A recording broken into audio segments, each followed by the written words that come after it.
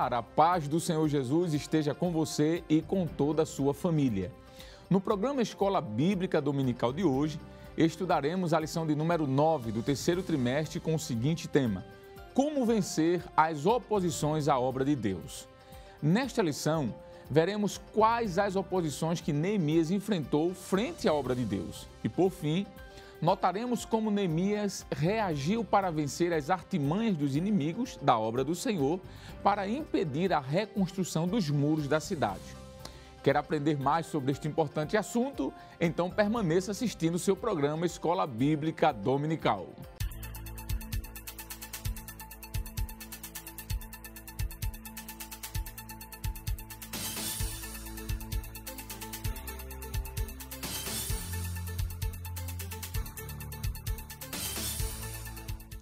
O texto áureo da nossa lição nos diz: mas em todas estas coisas somos mais do que vencedores por aquele que nos amou. Romanos capítulo 8, versículo 37. A verdade prática da nossa lição nos diz: quando depositamos nossa confiança em Deus, descobrimos que Ele é muito maior do que todos os obstáculos que encontramos. O objetivo geral da nossa lição é destacar as medidas adotadas por Neemias a fim de vencer as oposições à realização da obra de Deus. Já os objetivos específicos são três. Primeiro, ressaltar o que a Bíblia afirma sobre a natureza dos ataques espirituais à obra de Deus. Segundo, identificar os meios que o inimigo utiliza para neutralizar a fé do crente. Terceiro e último, destacar quais armas espirituais Neemias utilizou para vencer as oposições à obra de Deus. A leitura bíblica em classe para a lição de hoje está escrita em Neemias capítulo 4, versículo 8 a 20, e primeira carta do apóstolo João, capítulo 4, versículo 4 e capítulo 5, versículo 5. Acompanhe conosco. E ligaram-se entre si todos para virem atacar Jerusalém e para os desviarem do seu intento.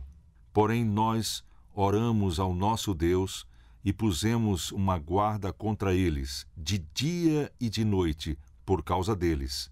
Então disse Judá: já desfaleceram as forças dos acarretadores, e o pó é muito, e nós não poderemos edificar o muro.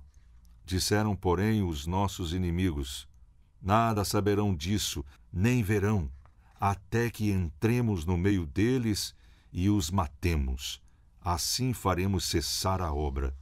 E sucedeu que, vindo os judeus que habitavam entre eles, 10 vezes nos disseram que, de todos os lugares, tornavam a nós.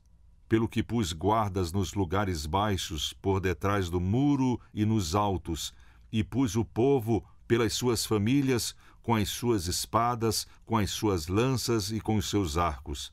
E olhei e levantei-me e disse aos nobres e aos magistrados e ao resto do povo: não os temais, lembrai-vos do Senhor, grande e terrível, e pelejai pelos vossos irmãos, vossos filhos, vossas mulheres e vossas casas. E sucedeu que, ouvindo os nossos inimigos, que já o sabíamos e que Deus tinha dissipado o conselho deles, todos voltamos ao muro, cada um à sua obra. E sucedeu que desde aquele dia, metade dos meus moços trabalhava na obra, e a outra metade deles tinha as lanças, os escudos, os arcos e as couraças. E os chefes estavam por detrás de toda a casa de Judá. Os que edificavam o muro, e os que traziam as cargas, e os que carregavam, cada um com uma mão faziam a obra, e na outra tinha as armas. E os edificadores, cada um trazia a sua espada cingida aos lombos, e edificavam, e o que tocava a trombeta estava junto comigo. E disse eu aos nobres e aos magistrados e ao resto do povo: grande e extensa é a obra, e nós estamos apartados do muro, longe uns dos outros. No lugar onde ouvirdes o som da buzina, ali vos ajuntareis conosco. O nosso Deus pelejará por nós.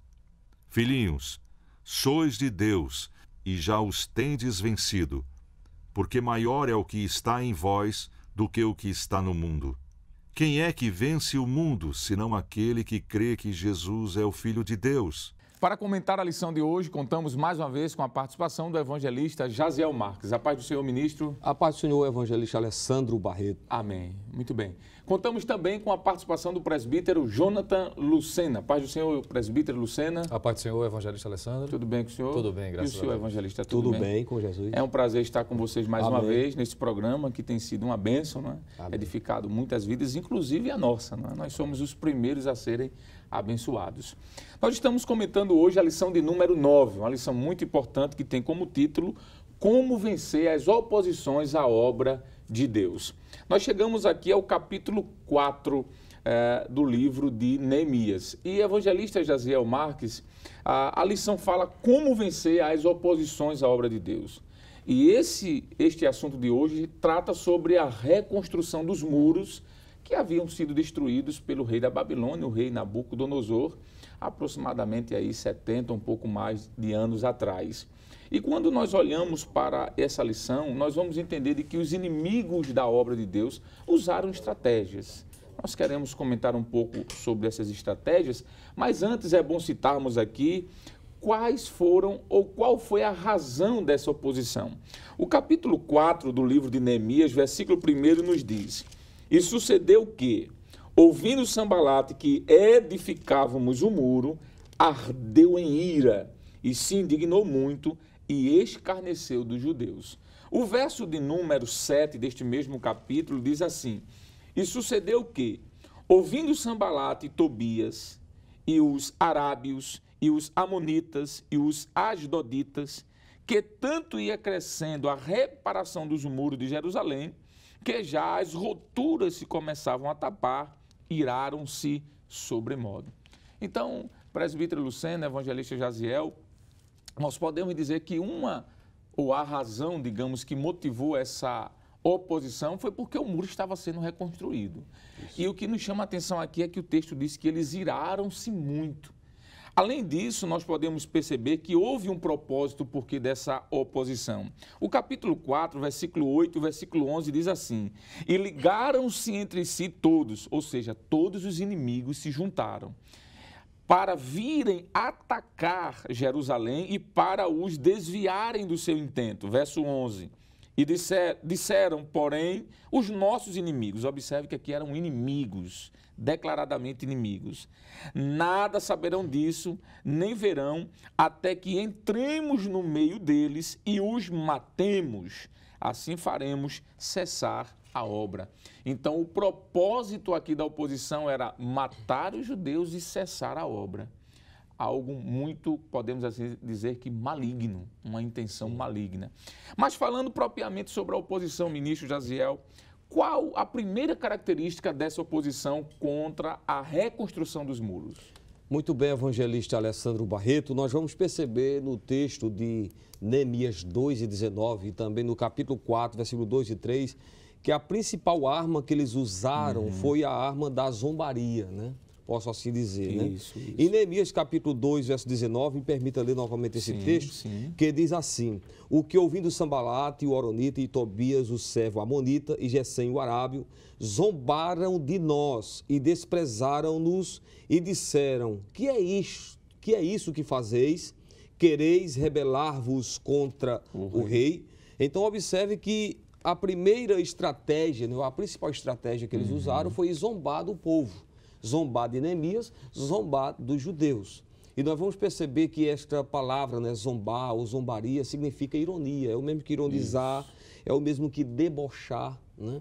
E até num termo bem popular que é muito usado, né, e que inclusive está no dicionário, é mangar, né? Esta palavra está no dicionário também. Então é interessante que zombaria é isto, é ironizar, é debochar do que alguém está fazendo. E eles começam exatamente usando essa estratégia que é zombar da atitude de Neemias, que estava com toda a convicção em Deus, como a gente vai ver mais na frente, em fazer a obra de Deus, mas que infelizmente esses inimigos começam com ironia, agora ironizando. Isso é bem verdade que Neemias não foi o único a ser ironizado na Bíblia, né?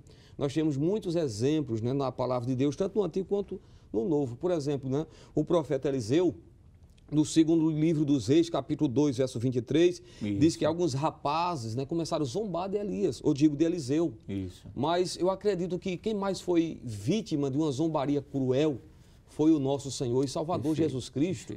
Né, a palavra de Deus nos tem vários textos, por exemplo, como Marcos 15 e o versículo 31, diz que os soldados, todos que passavam ali, zombavam de Jesus, diziam, se tu és o Cristo, desce da cruz, salva-te a ti mesmo e também a nós. Se nós observarmos também Lucas 16 e 14, diz que os fariseus também, né, na sua avareza, né, porque Jesus havia falado sobre os dois, que não se pode servir a dois senhores, né, não se pode servir a Deus e a Mamon. Isso. E a Bíblia diz ali que quando Jesus disse essa palavra, alguns fariseus avarentos começam a zombar de Jesus. Está em Lucas 16 e o versículo de número 14. Exato. E nós podemos concluir aqui, presbítero Jonatas Lucena, evangelista Alessandro Barreto, dizendo que a zombaria ela tem como objetivo trazer desânimo ao coração do crente, do servo de Deus, e era isso que eles queriam fazer. E quando o senhor citou o capítulo 4 e o versículo 3, o texto diz, e estava com ele Tobias o Amonita, e disseram, ainda que edifiquem, vindo uma raposa, derrubará facilmente o seu muro. Isso realmente é um tipo de zombaria, uma ironia. Exatamente. Né? E então podemos dizer, presbítero Lucena, que a primeira artimanha ou a primeira característica desta oposição era zombar. Mas nós podemos, olhando à luz do texto, seguindo mais para frente, identificar outra característica desta oposição. Com certeza, evangelista Alessandro. O evangelista Jaziel destacou de forma bem apropriada, não é? Que a primeira foi a zombaria, mas quando a gente segue lendo o capítulo 4 em especial, ou a partir do capítulo 4, porque essa estratégia, ele citou Neemias capítulo 2, versículo 19, onde já inicialmente eles também haviam usado, além da zombaria, também o desprezo, que foi o texto que o evangelho Jaziel leu. Mas no capítulo 4, o versículo de número 2, diz o texto sagrado, e falou na presença de seus irmãos e do exército de Samaria e disse, que fazem estes fracos judeus? Permite-se-lhes isso, sacrificarão, acabá-lo-ão num só dia, vivificarão dos montões do pó as pedras que foram queimadas. Então, além de zombaria, eles vão usar também a estratégia do desprezo. Né? E o dicionário da língua portuguesa diz que desprezar é tratar com desdém, é desconsiderar. Isso. E os inimigos da obra sempre se utilizaram deste artifício. Verdade. Isso desde o início da reconstrução, principalmente agora, quando a reconstrução está a pleno vapor, vamos assim dizer, sendo bem sucedido e vencendo todas as dificuldades até então. Veja que o texto que nós acabamos de ler, ele chama os judeus de fracos, ele está desconsiderando, né? Ele está ridicularizando aqueles homens que trabalhavam. Exatamente. É interessante perceber, ainda no capítulo 4, o senhor leu o versículo de número 3, quando diz que eles dizem que ainda que edificassem, uma raposa derrubaria facilmente. E isso é desprezar, mostrar que o trabalho era inconsistente, que não era duradouro, que não permaneceria de pé. Isso é tratar com desdém, isso é desconsiderar. E nós olhando a palavra de Deus de um modo geral, vamos perceber que vários homens de Deus, aqueles que foram chamados para fazer a obra do Senhor, que receberam a confiança de estar trabalhando para Deus, sempre foram alvos igualmente também do desprezo. Para quem está anotando, por exemplo, vai lembrar de que quando Saul foi consagrado como rei, o primeiro rei de Israel, 1 Samuel capítulo 10, versículo 27, os filhos de Belial, é assim que a Bíblia usa a expressão, zombaram e desprezaram Saul. É verdade. O próprio Davi, quando se propôs a enfrentar Golias, também foi desprezado por ele, não é? Capítulo 17, versículo 42 do primeiro livro de Samuel, quando o próprio Golias disse assim, você está indo contra um cão para vir com pedras, com pau, ele despreza simplesmente o fato de Davi ter se proposto a guerrear com ele. E o exemplo maior, o evangelista Jaziel fez menção, e é bom destacar também que Jesus foi alvo de desprezo. Isso. E foi desprezado por várias pessoas. Herodes, especificamente, isso pode ser visto em Lucas, capítulo 23, versículo de número 11, e os judeus de um modo geral. E isso já havia sido prenunciado desde o profeta Isaías, Isaías 53, versículo de número 3, e João, capítulo 1, versículo 11, diz que ele veio para os que eram seus e os seus não receberam, desprezaram. Então, além da zombaria, evangelista Alessandro, o desprezo também foi uma artimanha ou uma estratégia que os inimigos utilizaram para se opor à obra de Deus. Verdade, presbítero. E assim, o senhor leu o verso 2 e o verso 3, que fala muito bem sobre o desprezo, mas o verso 4, se nós olharmos para o verso 4, diz assim a palavra de Deus, já no início, ouve, ó nosso Deus, isso é Neemias falando, que somos o quê? Desprezados. Tão desprezados. Desprezados. O versículo 4 é chave para essa característica que o senhor acabou de falar.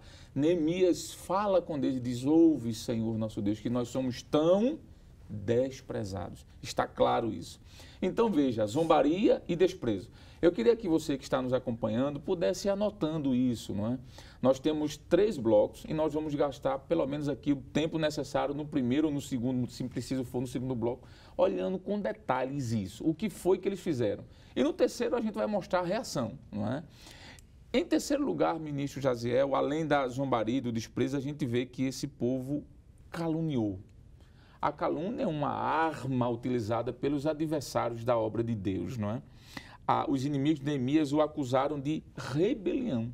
Quando nós olhamos, por exemplo, para o capítulo 2, versículo 19, o senhor citou, mas a gente vai precisar sempre ir e voltar, o texto nos diz o seguinte, quereis rebelar-vos contra o rei? Veja qual foi a atitude desses inimigos, presbítero Lucena.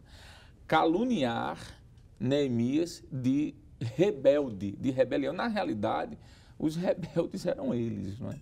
Mas sempre isso acontece. O rebelde sempre quer dar o crédito das suas atitudes a terceiros. E quando a gente olha para essa terceira, vamos assim dizer, oposição, característica da oposição sendo a calúnia, nós percebemos que o próprio dicionário, ministro Jaziel, da língua portuguesa, define calúnia como culpar alguém, incriminar alguém, imputar falta a alguém, delito ou crime a alguma pessoa, não é? A calúnia é uma das principais armas utilizadas pelo adversário do povo de Deus. Você pode anotar aí Esdras, capítulo 4, versículo do 1 ao 6, Jó, capítulo 1, versículo do 9 ao versículo 11, não é? O próprio diabo fez isso, não é? Quando nós olhamos para a história de Jó, capítulo 2, versículo 4, versículo 5, Marcos, capítulo 15, versículo 3, Lucas, capítulo 6, versículo 7, são textos que mostram que o adversário é especialista em caluniar. Inclusive, ele é chamado de caluniador, não é? Caluniador. Além da zombaria, evangelista Jaziel, além do desprezo, além da calúnia, eu posso dizer que eles também usaram a difamação como uma arma para parar a obra da reconstrução do muro? Com certeza, evangelista Alessandro, como eles não conseguiram, né, deter Neemias e a obra de Deus só com calúnias, eles agora vão inventar mentiras mesmo, vão difamar, vai começar o que nós podemos chamar de uma campanha de difamação.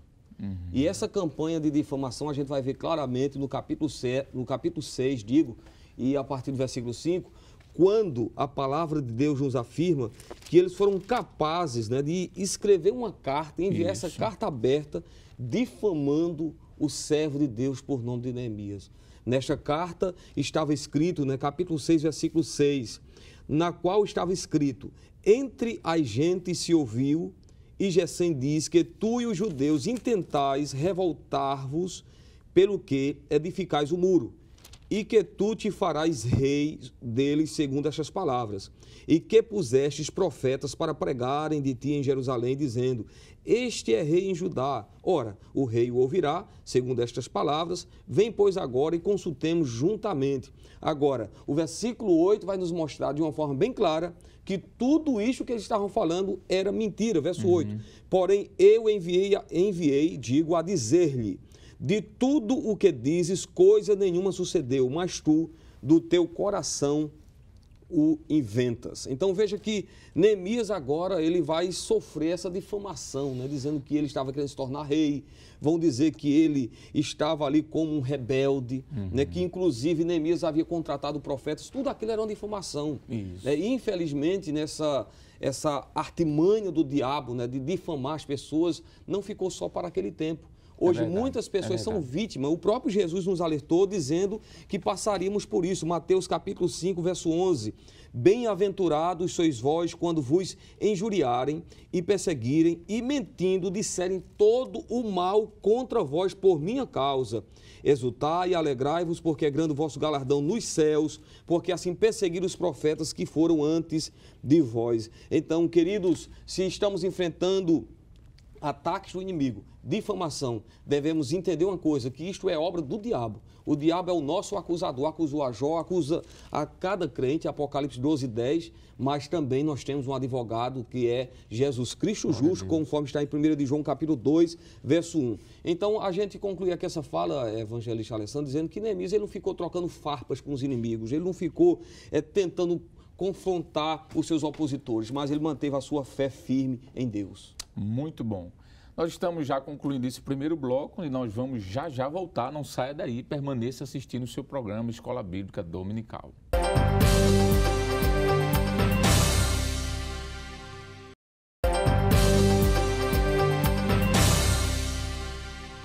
Bem, queridos irmãos, estamos de volta no seu programa Escola Bíblica Dominical. Hoje estamos estudando a lição de número 9, que tem como título Como Vencer as Oposições à Obra de Deus. Evangelista Jaziel, no final do bloco passado, o senhor falou sobre a questão da difamação.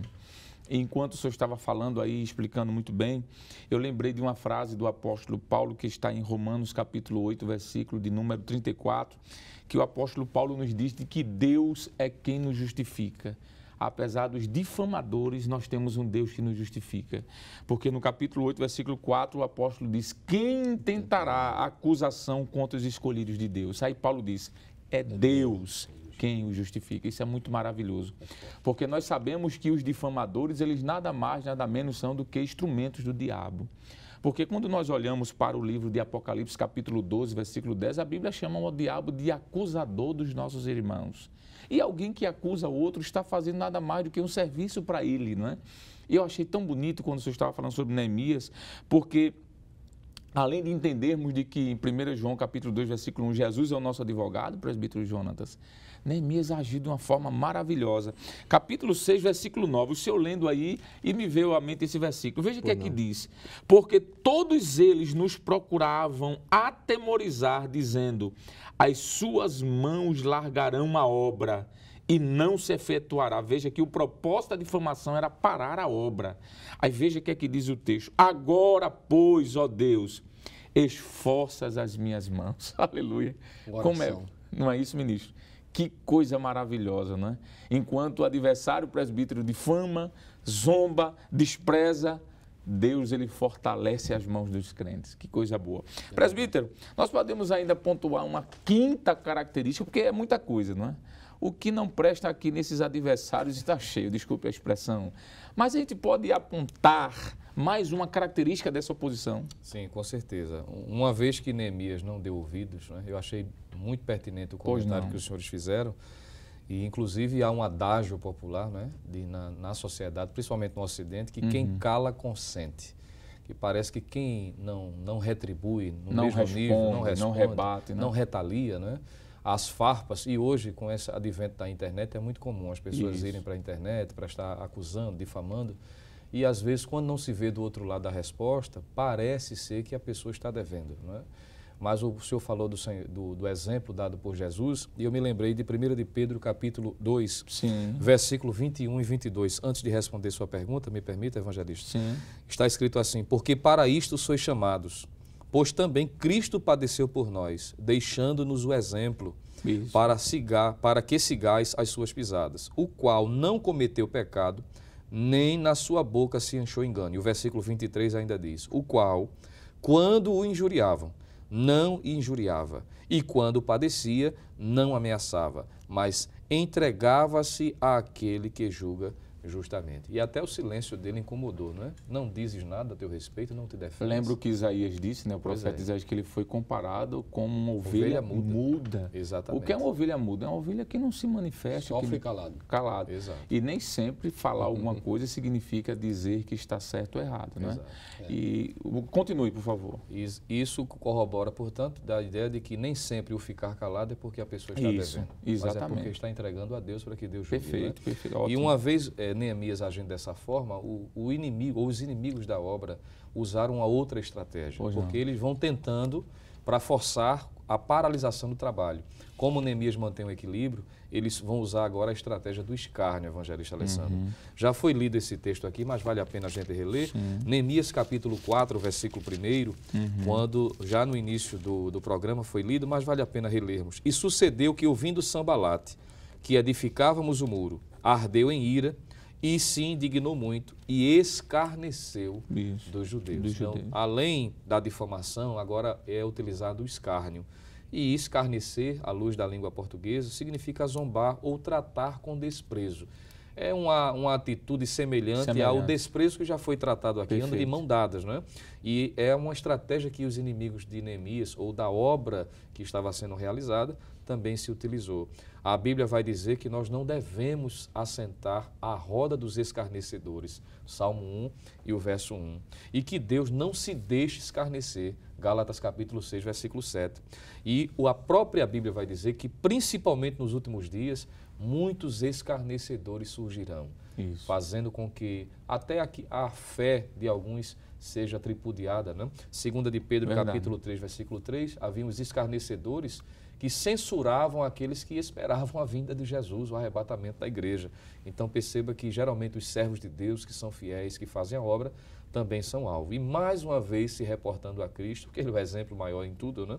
Ele também sofreu isso. E em Mateus capítulo 27, o versículo de número 41, nós encontramos o texto bíblico dizendo a respeito de Jesus da seguinte forma: e da mesma maneira também, os príncipes dos sacerdotes, com os escribas e anciãos e fariseus, escarnecendo, diziam, versículo 42, salvou os outros e a si mesmo não pode salvar-se. Se é o rei de Israel, desça agora da cruz e creremos nele. Então, Jesus está sendo alvo de escárnio. Então, é importante o professor destacar em sala de aula que, uma vez que os servos de Deus, que os nossos irmãos que estão envolvidos na obra, fazendo o serviço do Senhor, precisam estar preparados. Mas se estão sofrendo escárnio, é porque eles estão se identificando, seguindo as pisadas de Jesus. Mas Deus é o justo juiz. Ouvindo os senhores falarem, eu fico a pensar que a história, a gente aprende, ela é linear, não é? Ela não se repete. O que está acontecendo aqui, por exemplo, nunca mais acontecerá. É um fato único. O que acontecerá daqui a 1 minuto é um fato único, porque a história é linear, ela não se repete. Mas os eventos que estão nessa linha, eles terminam sendo cíclicos. Em que sentido? Observe, nós estamos vendo aqui zombaria, desprezo, calúnia, foi falado sobre difamação, o senhor falou agora sobre escárnio. E hoje não é muito diferente, não é, evangelista Jaziel? Os inimigos da obra de Deus se utilizam destas mesmas ferramentas, se eu posso assim dizer, artimanhas, para barrar a obra do Senhor. Eles são tão ousados, ministro Jaziel, que eles procuraram desestimular o povo, não é? Porque quando nós olhamos para o capítulo 4, vamos voltar aqui, versículo 2, já foi lido, mas diz assim a parte desse versículo. E falou na presença dos seus irmãos e do exército de Samaria e disse: que fazem estes fracos judeus? Observe que a intenção aqui era trazer um desestímulo, dizer: vocês são fracos, vocês não vão a lugar nenhum, vocês não vão conseguir. Diminuindo a autoestima assim do povo, eles estavam chamando o povo a dizer: vamos abaixar as armas. A questão do desestímulo é uma ferramenta também utilizada pelos inimigos da obra de Deus. E nós devemos ter a postura de Caleb, não é assim, ministro Jaziel? Inclusive, Caleb e Josué é um exemplo de perseverança, não é? Isto. Contra as investidas do nosso adversário. Números, capítulo de número 13, versículo 30, bem como capítulo 14, versículo 9, fala sobre a reação de Josué e Caleb. Mas além desse desestímulo, ministro, eu posso falar que eles desdenharam do povo de Deus? Será que eles fizeram isso? Sim, é o que está no capítulo 4 e o versículo de número 3, que diz assim: E estava com ele Tobias, o amonita, e disse: Ainda que edifiquem, vindo uma raposa derrubará facilmente o seu muro de pedra. Veja que terrível, né? Eles usam de desdém com Neemias e com aqueles judeus que estão sendo atacados também, né? Aqui no versículo 3, eles são chamados de fracos, né? São desestimulados, como o senhor já falou, mas eles vão mais além ainda, eles vão duvidar de que, ainda que eles conseguissem construir aquele muro, uma raposa com facilidade iria derrubar. Então a gente começa observando o evangelista Alessandro e o presbítero Jonas, que o inimigo, ele usa de todos os ataques mesmo, né? Com palavras, a gente vai ver que eles tentaram vir pessoalmente também para destruir a Neemias, mas ele usa todas as artimanhas para tentar desanimar, fragilizar a obra, né? Tentar fazer parar a obra mesmo. Ô, ministro Jaziel, esse desdém, será que o versículo 8, veja aí, se também... Capítulo 4, versículo 8, veja aí, e o versículo 8 também, será que a gente isso vai também encontrar. Poderia ser colocado como desdenhar do povo? Neemias capítulo 4, versículo né? 8, isso. E o versículo 8, ele diz assim: E ligaram-se entre si todos para virem atacar Jerusalém e para desviarem do seu intento, né? E é interessante que esse verso 8 diz que eles ligaram-se, ou seja, uniram-se entre si. Os inimigos agora estão unidos para realmente tentar parar a obra, porque o ataque aqui não era apenas ao líder, não era... Quem se levanta contra o servo de Deus não está se levantando apenas contra o servo de Deus, mas a sua intenção é prejudicar a obra. Quem se coloca na condição de instrumento do diabo para tentar prejudicar a obra de Deus sempre vai usar essas artimanhas, como já está sendo falado aqui, zombaria, calúnia, desestimular o povo e ainda desprezar o que se faz, né? O que eles estão fazendo aqui é desprezando. O evangelista Alessandro, não era fácil. O que o povo estava fazendo era uma tarefa árdua. Não era edificar muro, era reedificar. Isso. É mais difícil. Eles tinham que tirar os montões de terra, eles tinham que tirar todos aqueles entulhos e construir. Isso exigia muito esforço. Perfeito. Isso tinha que realmente ter alguém animando, né? Dando uma palavra de estímulo, mas muito pelo contrário, os inimigos eram atacando e dizendo: vocês não vão conseguir, se conseguir vai ser derrubado. Isso é desdém, isso é desprezar o que alguém está fazendo para Deus. Mas nós vamos sempre perceber que Neemias estava atento a esta questão, porque ele sabia, como já foi lido aqui, o senhor me lembrou muito bem o versículo 8, que a intenção do inimigo era desviar o intento, né? Era isso que eles queriam fazer, era tirar o foco da obra, né? Então eu concluo aqui minha fala dizendo, né, que o evangelista, eu digo o presbítero Monjão, até citou aqui, né, 1 de Pedro, capítulo 2, verso 21, que Jesus deixou exemplo para que possamos seguir as suas pisadas. E o versículo 23 diz que quando ele era injuriado, não injuriava. Neemias manteve o foco, confiou em Deus e a obra prosseguiu. Em 52 dias os muros foram restaurados. E esse texto que o senhor acabou de citar está no capítulo 6, versículo 15, que diz: Acabou-se, pois, o muro aos 25 de Elu, em 52 dias. Por mais que houvesse escárnio, zombaria, mentira, a obra foi feita. O povo se uniu. Então, quanto é feito no início da igreja primitiva, quanto mais perseguia crentes, mais crentes se convertiam. Presbítero Lucena, nós vamos aqui para o senhor.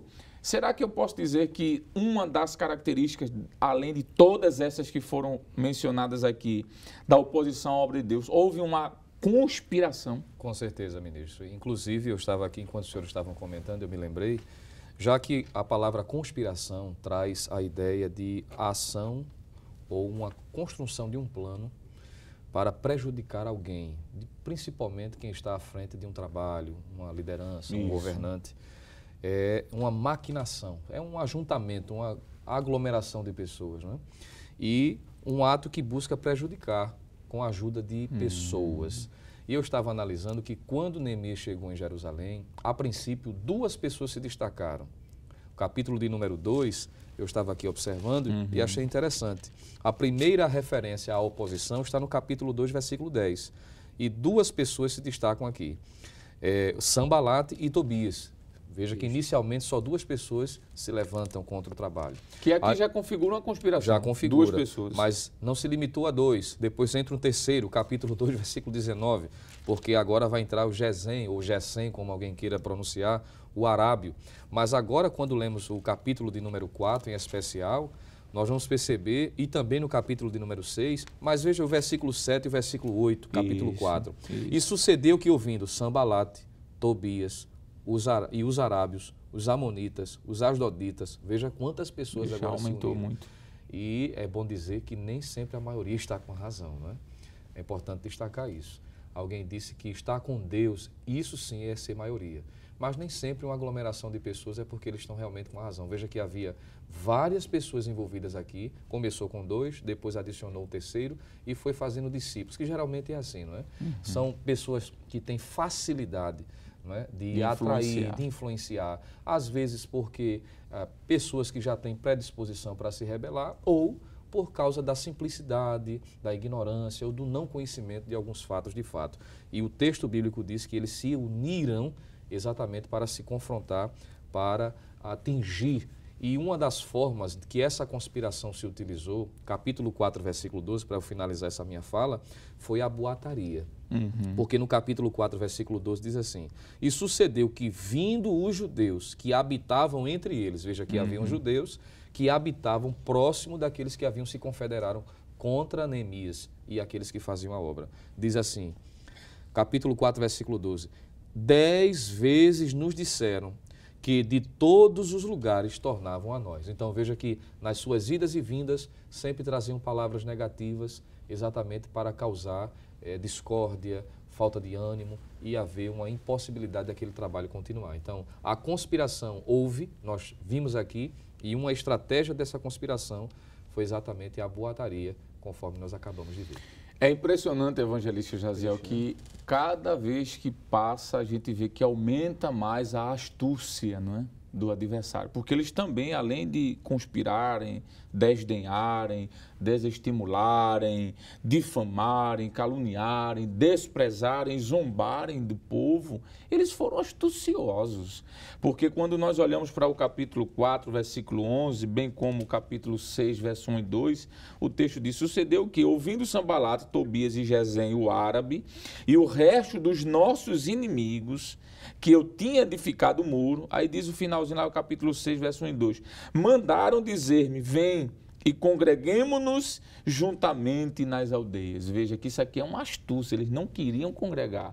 A intenção era infiltrar-se e fazer com que o povo perdesse a confiança no seu líder.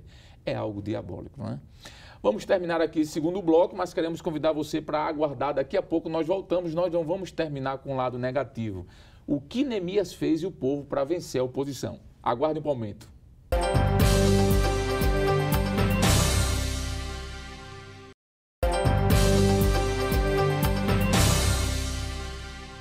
Estamos de volta no seu programa Escola Bíblica Dominical, estudando a lição de número 9, que tem como título Como Vencer as Oposições à Obra de Deus. Evangelista Jaziel e presbítero Jonathan Lucena, nós falamos aqui sobre pelo menos 8, 9 características da oposição à obra de Deus. Mas nós não podemos terminar com o lado negativo. Nós temos que apresentar o que Neemias fez. O que é que nós podemos dizer que Neemias fez para vencer a oposição? Muito bem, nós vamos perceber que o que marcou a vida de Neemias desde o começo, quando ele ficou ciente do que estava acontecendo com seus irmãos em Jerusalém, no capítulo 1, né, a gente já estudou isso também, Neemias capítulo 1, verso 2, quando ele sabe da situação do que está acontecendo, a primeira coisa, evangelista Alessandro, presbítero Monjonas, que Neemias faz é orar a Deus. Amém. E esta vida de oração de Neemias não foi apenas para aquele momento, não foi apenas para dar uma resposta ao rei, porque quando o rei também perguntou o que deveria, né, o que ele queria, né, a Bíblia diz que ele orou a Deus para dar uma resposta ao rei. Mas o que nos chama mais atenção é que esta vida de Neemias, ou a vida de Neemias, sempre foi marcada pela oração. Quando os inimigos se levantaram, como nós estamos lendo o capítulo 4, nós vamos ver que Neemias automaticamente ele orava a Deus. Capítulo 4 e o versículo 4, ouve, ó nosso Deus, que somos tão desprezados e cai o seu opróbrio sobre a sua cabeça e faz com que seja um despojo numa terra de cativeiro. O verso de número 9 ainda diz: porém nós oramos ao nosso Deus e pusemos uma guarda contra eles de dia e de noite por causa deles. Queridos irmãos, não existe uma arma mais poderosa que o inferno treme, tem medo, de que a arma da oração. É verdade. Quando nós oramos, o inferno estremece, né? E Neemias, ele orou, dizendo: Deus, contempla, nós estamos sendo desprezados. O inimigo começou agora a se levantar para atacar mesmo, conforme está no versículo 8, mas o texto diz: nós, porém, oramos. E é interessante que quem ora sempre influencia alguém a orar também, porque o texto diz: nós, porém, oramos. Ou seja, não apenas Neemias, mas o povo também começou a clamar a Deus. Mas eu quero também dizer, neste momento, que além da oração, né, que era algo de destaque na vida de Neemias, ele era um homem que confiava em Deus. Sim. Até porque quem ora geralmente ou sempre vai confiar em Deus, né? Quem ora tem uma vida de fé, de confiança em Deus. E isso pode ser comprovado no capítulo 2, verso 20, né? O 19, nós encontramos aí os inimigos, né? Zombando, desprezando, dizendo: vocês estão se rebelando, o que é que vocês estão fazendo, né? Mas no versículo 20 ele diz: então lhe respondi e disse: o Deus dos céus é o que nos fará prosperar, e nós, seus servos, nos levantaremos e edificaremos, mas vós não tendes parte nem justiça, nem memória em Jerusalém. Então, Neemias sabia que estava no centro da vontade de Deus. Amém. E ele tinha que confiar em Deus, ainda que o inimigo estava tentando atrapalhar, prejudicar, mas Neemias orou e confiou em Deus. Que coisa boa. Então, a oração, presbítero Jonathan Lucena, e a confiança em Deus é uma resposta aos inimigos. Mas além da oração e da confiança em Deus, o que Neemias ainda fez? Eu diria, evangelista, que além de orar e confiar, ele também perseverou e incentivou o povo a perseverar trabalhando. Se eles tivessem dado ouvidos, né, a todas as investidas, os boatos, as palavras negativas, o desprezo, enfim, tudo que nós já vimos aqui, eles não teriam ânimo para continuar trabalhando. Perfeito. Uma vez que eles oram e confiam em Deus, eles não ficam agora de braços cruzados. Eles vão ao trabalho. E nós vemos isso desde o início, capítulo 2, versículo de número 20, mas eu queria ler Neemias capítulo 4, versículo 6. Assim edificamos o muro, e todo o muro se cerrou até sua metade, porque o coração do povo se inclinava a trabalhar. Então veja que eles perseveravam no trabalho, insistiram em continuar fazendo aquilo que era necessário fazer. Eles não permitiram que o foco fosse perdido. O objetivo era o trabalho. Na medida que os inimigos se levantavam para se opor à obra, eles permaneciam de pé fazendo o trabalho. Deus dando graça por meio da oração e a confiança que aquele povo tinha em Deus. Eles estavam tão ligados ao trabalho de que eles consideravam aquela reconstrução não simplesmente uma obra da liderança de Neemias. Porque quando lemos o capítulo 4, versículo de número 15, quando Deus dá resposta à confiança daquele povo, dissipando o conselho dos inimigos, o texto bíblico diz assim: e sucedeu que, ouvindo os nossos inimigos, que já o sabíamos, e que Deus tinha dissipado o conselho deles, todos voltamos ao muro. Aí diz assim: cada um a sua obra. Não era necessariamente a obra de Neemias, era cada um a sua obra. Era o trabalho que lhe foi confiado. Eles permaneceram firmes. No capítulo 4, versículo 21, evangelista, eles trabalhavam tão intensamente que o texto vai dizer que eles trabalhavam na obra. Metade das pessoas que estavam ali, dos moços, tinham as lanças em suas mãos, desde a subida da alva até o sair das estrelas, ou seja, desde manhã cedo até o final da noite, estavam ali de prontidão, fazendo o trabalho. E além disso, eles não deixaram de ser prudentes, porque na medida em que os inimigos se levantaram com o objetivo de fazer mal fisicamente a Neemias e aos que trabalhavam com ele, conforme nós já vimos aqui no texto sagrado, Neemias teve que ter a atitude de promover a segurança daqueles que trabalhavam, protegendo aqueles que estavam envolvidos no trabalho. Ele levanta guardas, pessoas que deveriam estar fazendo a segurança daqueles que faziam o trabalho. Neemias capítulo 4, versículo 9 e também o versículo de número 13. Alguém pode dizer assim: mas para que isso? Se eles não confiavam em Deus, por que tiveram que estar ali de prontidão, mantendo a segurança, com espadas, com lanças? Porque a confiança em Deus não anula a responsabilidade humana, não é? Todos nós confiamos em Deus, mas fazemos o seguro do carro, não é? Todos nós confiamos em Deus, mas não deixamos a porta de casa aberta. Trancamos, colocamos cadeado, porque isso é o papel do ser humano. E Neemias teve que fazer com que o povo se sentisse seguro para continuar trabalhando. Alguém disse que fé não é presunção, não é? Precisamos confiar, mas não anular a responsabilidade humana. Então, além da oração, da confiança, do trabalho intensivo, preparando-se para a batalha de forma prudente, eu acredito que são estratégias importantes que levou Neemias e o povo a vencer as oposições. E é interessante quando o senhor fala sobre preparar-se para a batalha, porque nós devemos nos preparar também, né? Nós estamos em uma batalha. Por isso que o apóstolo Paulo, escrevendo sua carta lá aos Gálatas, ele fala aos Efésios, né? A armadura de Deus, né? Isso. Capítulo 6, quero corrigir aqui. Ele diz que nós devemos estar prontos, não é? E o povo se preparou tanto para a guerra que no capítulo 8, versículo 1 diz que o povo se juntou, ministro Jaziel, como se fosse um só homem. Quanto mais o adversário se levanta contra a obra de Deus, mais o povo se une, se fecha.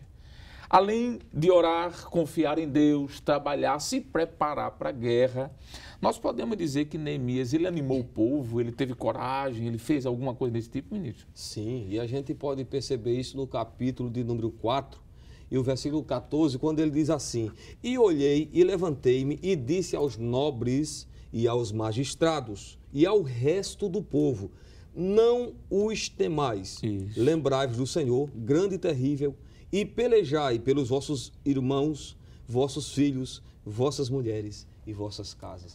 Que palavra de ânimo, evangelista Alessandro, irmão Jonas, Neemias vai dizer para o povo: não fique com medo, não. Se animem, não temais e pelejai. Isso é uma palavra de ânimo. É verdade. Né? Porque o povo, nós vamos perceber que se o muro foi construído em 52 dias, é sinal de que Neemias conseguiu seu instrumento de Deus para animar o povo.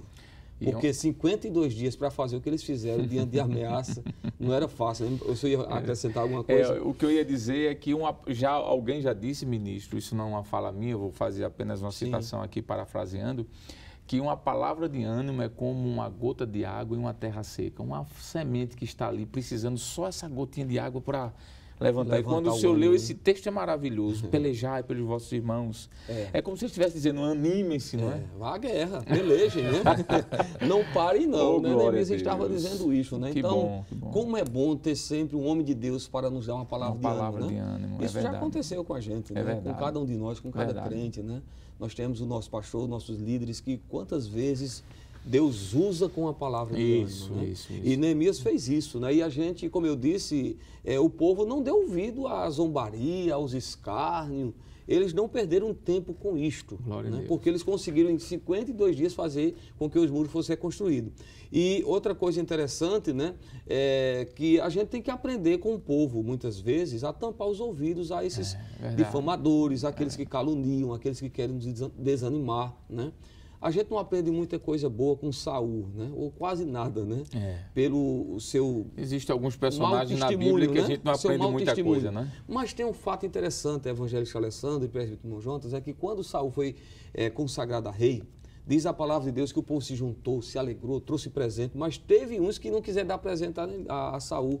E a Bíblia chama de filhos de Belial. Isso. Mas sabe o que a Bíblia diz? Capítulo 10, só citando, né? A hora não permite ler, capítulo 10, verso 27. Diz que ele se fez como surdo. 1 Samuel. 1 Samuel, isso, capítulo 10, 27. Tem hora que a gente tem que fazer como surdo e continuar trabalhando e ouvindo a voz do homem de Deus que traz uma palavra de ânimo. Glória. E a gente pode fazer o papel de Neemias, né? Um animando o outro. Exatamente. Porque a gente pode encontrar, presbítero Lucena, de repente um irmão meio fraco. Dá uma palavra de ânimo nele aí, dá um abraço, vamos em frente, encorajar. Podemos dizer, presbítero, que além de trazer uma palavra de ânimo, confiar em Deus, se preparar para a guerra, orar, Neemias foi alguém de coragem? Com certeza. Desde o início da atuação de Neemias, só o fato de ele sair da sua zona de conforto, da sua estabilidade financeira, viajar quilômetros de distância, né? Vários meses, como nós já vimos aqui desde o início desse trimestre, para ir a uma terra que ele não conhecia pessoalmente e enfrentar todos aqueles desafios, detalhe, chegando sozinho, né? Ele era o representante direto do rei, sobre quem repousava a responsabilidade. Aquele homem era um homem de coragem. Tanto é que na experiência relatada em Neemias capítulo 6, quando lemos, por exemplo, o versículo de número 11, quando ele recebe uma palavra ou um convite astuto de um homem chamado Semaías, que vai ser digno de observação em uma lição posterior, para fugir dos inimigos, não é? Devido à pressão, Semaías propõe: Neemias, foge. Ele disse em Neemias capítulo 6, versículo 11, um homem como eu fugiria. Veja, que coragem, né? Era um homem que estava de frente à dificuldade, poderia ter todas as alternativas possíveis para sair, voltar do lugar de onde ele tinha saído, mas ele era um homem de coragem. Então, acredito que essa influência de ser um homem corajoso foi importante para influenciar e animar o povo. E enquanto os senhores estavam aí dando essa belíssima aula, eu estava pensando, essas artimanhas do adversário se repetem, né? Hoje a gente tem visto em algumas situações específicas pessoas que parecem que repetem as mesmas coisas de Tobias, Sambalate, Gesem, ou Gesem, como queira, os árabes, ou arábios, como algumas versões aparecem. E eu posso dizer também que, além de Neemias orar a Deus, ministro Jaziel, eu queria compartilhar com você esse momento e terminar aqui também, além de confiar, de trabalhar, a gente viu aqui, se preparar para a guerra, animar o povo, ser alguém de coragem. Neemias teve discernimento da parte de Deus, porque os adversários, capítulo 6, nos mostra de que eles levantaram como se fossem falsos profetas, não é? Para trazer uma mensagem enganosa. Mas o capítulo 6, versículos 13, 14, por ali, nos mostra que Neemias teve discernimento da parte de Deus, teve temor. Ele disse: como eu entraria na casa do Senhor assim? Não, eu não vou fazer isso. Então faz a diferença, não é assim? Ter temor e discernimento. Nós temos alguns segundos. O que é que o senhor pode dizer e o senhor também para concluir essa lição de hoje? Eu quero repetir o texto que eu citei, 1 de Pedro, capítulo 2, verso 21, 22 e 23. Pedro diz que Jesus deixou o exemplo para que sigamos as suas pisadas. E ele diz lá no texto, no qual, quando sendo injuriado, não injuriava, mas entregava a Deus. Isso é interessante, irmão Alessandro. Diz assim, quando padecia, não ameaçava, mas entregava-se àquele que julga justamente. Deixar nas mãos do Senhor, que ele vai julgar justamente. Presbítero Lucena? Eu diria que todos que estão envolvidos no trabalho precisam entender que vão sofrer oposição, não é? Mas que do início ao fim Deus estará à disposição para dar graça. Neemias capítulo 4, versículo 20, Neemias diz, no lugar onde ouvirdes o som da buzina, ali vos ajuntareis conosco, o nosso Deus pelejará por nós. Glória a Deus, muito bom, muito obrigado, eu agradeço a vocês, em nome do nosso superintendente, o pastor Nadir Jackson Saraiva, e do nosso pastor presidente também, pastor Ailton José Alves. Foi bom estar com vocês e aprendi muito. Bem, queridos irmãos, todos nós estamos sujeitos a enfrentar algum tipo de oposição, principalmente quando estamos exercendo alguma função de liderança. Somente com uma vida pautada na dependência de Deus e compromissados com sua palavra é que conseguiremos vencer os grandes desafios que nos deparamos diariamente. Neemias é o exemplo de um líder abnegado, compromissado, intercessor e, acima de tudo, obediente ao chamado e aos propósitos de Deus. Bem, queridos e amados irmãos, depois de uma lição abençoadora como esta, maravilhosa, resta-nos agora fazermos uma oração de agradecimento, o qual vamos convidar hoje o presbítero Jonathan Lucena. Vamos orar, amigo? Amém, evangelista. Oremos então.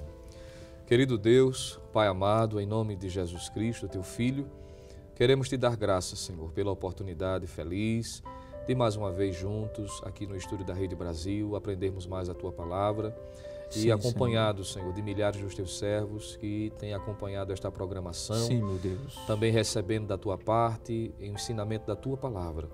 A tantos quantos, Senhor Deus, estão envolvidos no teu trabalho. Sim, meu Deus. Que, assim como Neemias e o povo que estava envolvido no trabalho estavam enfrentando a oposição, dá graça aos teus filhos para que vençam todas as dificuldades. Tu sabes o desafio que cada um dos teus servos tem enfrentado na tua obra. Continua abençoando os obreiros da tua casa, toda a liderança. ao nosso pastor presidente, o pastor Ailton José Alves, a todos que lhe auxiliam, cada dirigente de escola, professor, superintendente, aqueles que são assim em outros estados, que também acompanham esta programação. Sim, meu Pai. Também o nosso superintendente aqui no estado de Pernambuco, pastor Nadir Jackson, toda a equipe da superintendência continua fortalecendo cada vez mais as supervisões nos setores, vai abençoando cada vez mais o teu povo, continua nos dando graça e nos dando vitória, assim como deste a Neemias e ao povo de Israel. Carecemos também da tua graça e desde já te agradecemos por tudo. Em nome de Jesus. Amém. Amém e amém.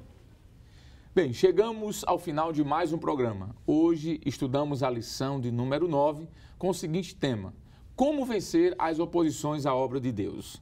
Na próxima semana, veremos a 10ª lição, que tem por título Provai se os Espíritos são de Deus.